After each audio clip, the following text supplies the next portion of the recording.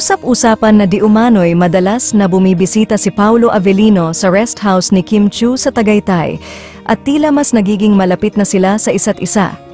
Ang Tagaytay, na kilala sa malamig na klima at magagandang tanawin, ay nagsilbing kanlungan para sa dalawa upang makapag-relax at mag-enjoy sa isa't isa.